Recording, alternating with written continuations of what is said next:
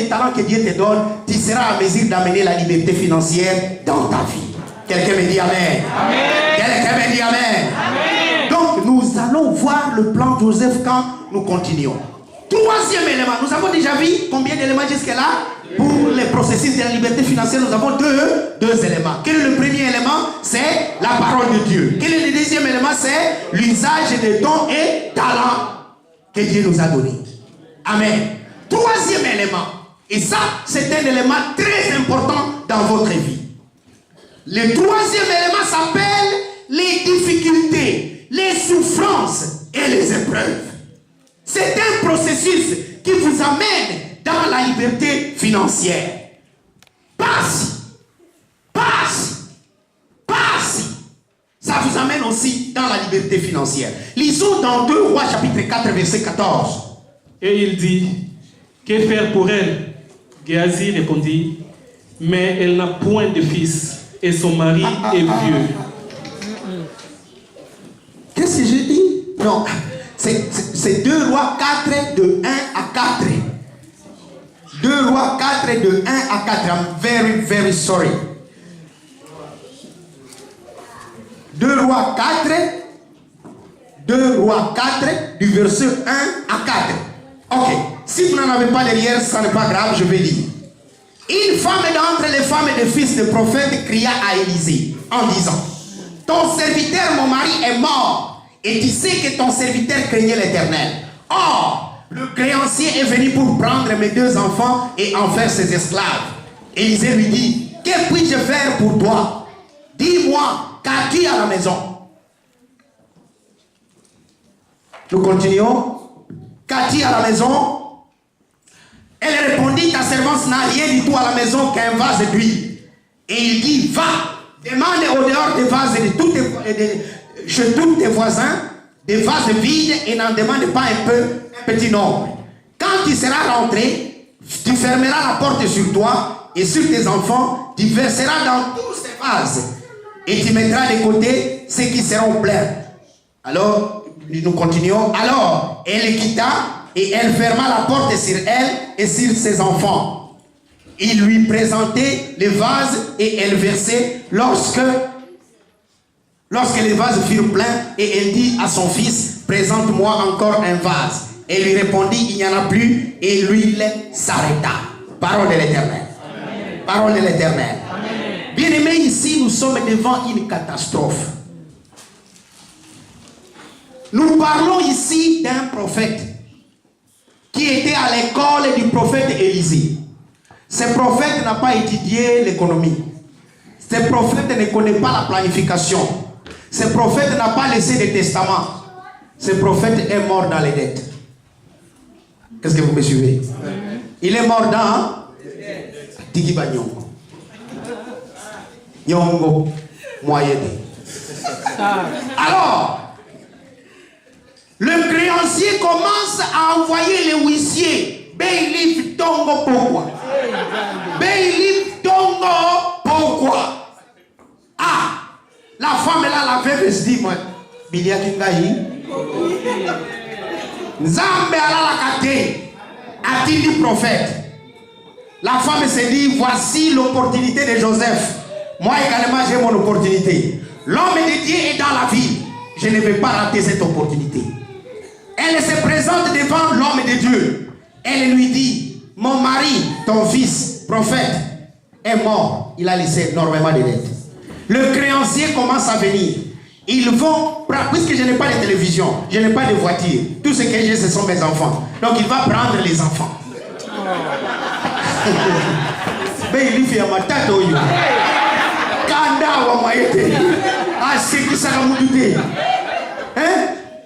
ne rit pas ce bénéfice là. Tout ce qu'il demande, il y a la carte de crédit, elle paye maintenant. Mais celui-là, il n'a rien.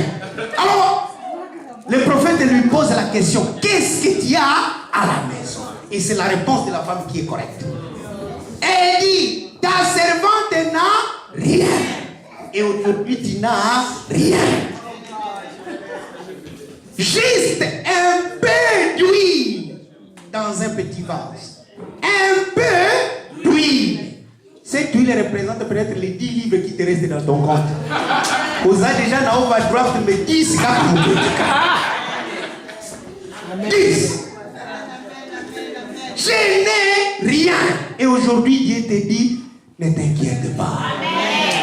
Réjouis-toi et sois dans l'allégresse, car Dieu fait de grandes choses. Le prophète lui dit, tu as quoi? Juste un petit vase d'huile. Il dit alors, va auprès de tous tes voisins, demande des vases. La femme ne comprenait pas. Elle dit, oh, là-bas, j'ai déjà emprunté du sel. Là-bas, j'ai déjà emprunté du foufou. Allez leur demander encore des vases.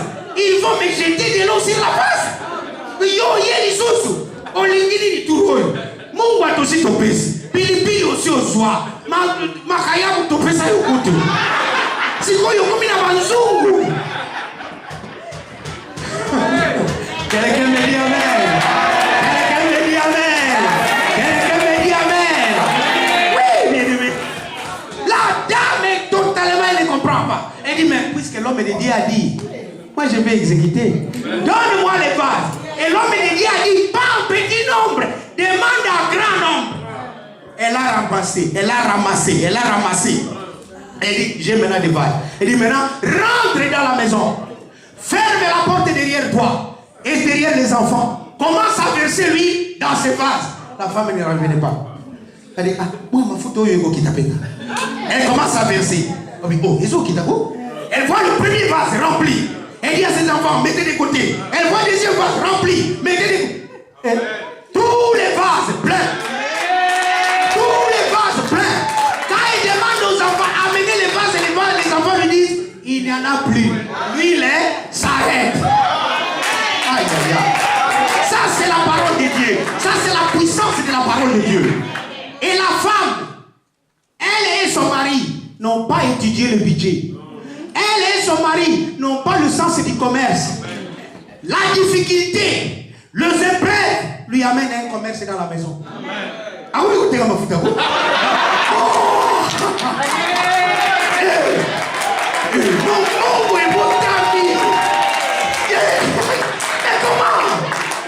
Comment? Est-ce que vous n'êtes pas d'accord avec moi? Elle a un commerce maintenant. Elle a un commerce. Elle a maintenant même d'autres qualités. Elle peut négocier avec les créanciers. Dans la vie, biloko est commis. C'est là pour qu'il nage. Attends, et puis que je puisse vendre. Comme ça, tu viendras chercher ton argent. Est-ce qu'elle pouvait négocier auparavant? Non. Maintenant, elle peut négocier. Ça va lui amener la liberté financière. Elle peut faire le budget. D'abord, Nyongolais, ça combien? C'est combien je te dois d'abord? Non, 7 000. C'est rien. Attends. Les clients viennent acheter de l'huile. Elle a maintenant une huilerie dans sa maison. Huilerie. Oui. Elle a une huilerie. Donc, à partir des difficultés, elle a créé une industrie. Une usine d'huile. Donc, bien aimé, à partir des difficultés, reçois la créativité. Je vais revenir sur ces choses. Reçois la créativité. Donc, nous voyons là le processus financier qui passe par la parole de Dieu, qui passe par le don et talents et qui passe par des difficultés. C'est pourquoi je suis venu te dire aujourd'hui, toutes tes difficultés dans ta maison, toutes tes difficultés dans ta vie, c'est une école. Apprends qu'est-ce que Dieu est en train de me dire. Quel est le message et comment je peux m'en sortir. C'est pourquoi la difficulté que tu traverses maintenant, trouve que c'est une école. Demain, ça sera meilleur. Demain, ça sera meilleur. Alléluia. Alléluia. Donc, c'est ça, bien-aimé. Alors, quel est le plan de Dieu pour ta vie? Nous voyons comment le processus vient. Mais Dieu vient te dire qu'il a un plan pour ta vie. Il a un plan merveilleux pour ta vie. Bien-aimé, quel est cet homme, quelle est cette femme qui fait venir un enfant dans le monde et ne pas espérer tout le bonheur pour cet enfant? Or, ton Père c'est Dieu. Il t'a créé, il te connaît. Et il te dit dans Jérémie, Je connais les projets que j'ai formés pour toi. Le projet de paix et de bonheur. Pour te donner un avenir et une espérance. Donc Dieu a un projet. Le problème, ce n'est pas qu'il n'y a pas de projet. Le problème, c'est de rentrer dans ce projet. Si tu rentres dans ce projet, tu vas marcher et rentrer dans ta destinée. C'est tout. Mais regarde ce que Dieu te dit. Je sais que tu vas prospérer. Je sais que tu auras ce projet que je te donne. Mais regarde ce qu'il te dit dans Deutéronome. Dans Deutéronome au chapitre 8, il nous dit au verset... Mais Dieu ne te demande pas de prier pour l'argent.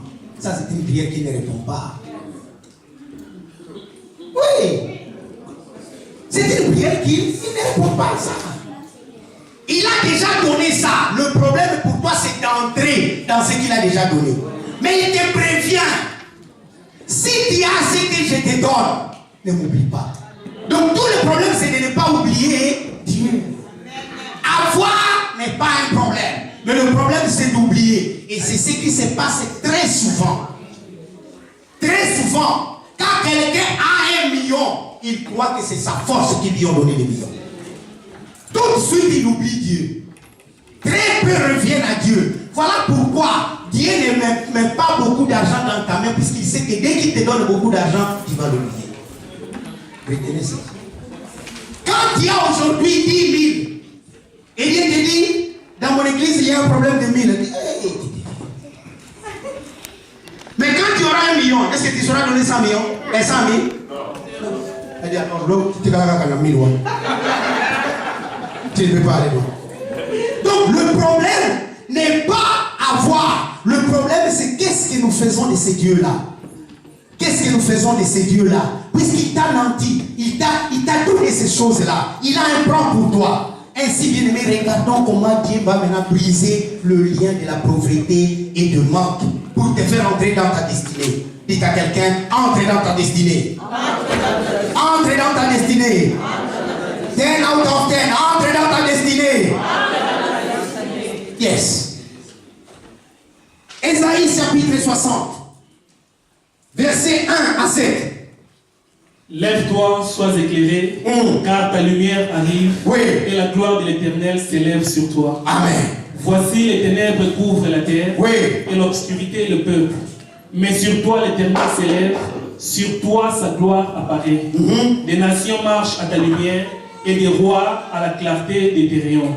Porte tes yeux aux alentours, et regarde. Tous ils s'assemblent, ils viennent vers toi.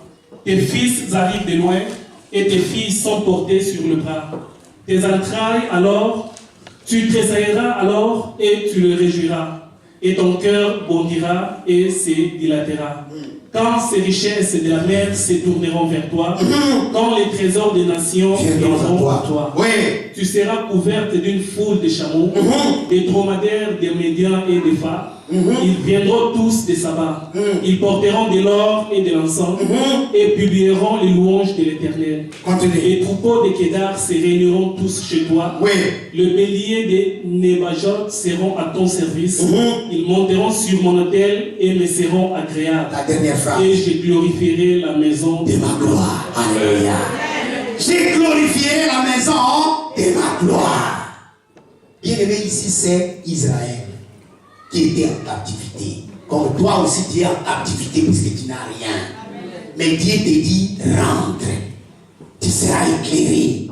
Et autour de toi, tu auras des chameaux qui viennent d'autres pays, qui vont t'entourer. Il y aura des dromadaires qui viennent d'autres pays. Et même des Sébar, c'est l'Éthiopie.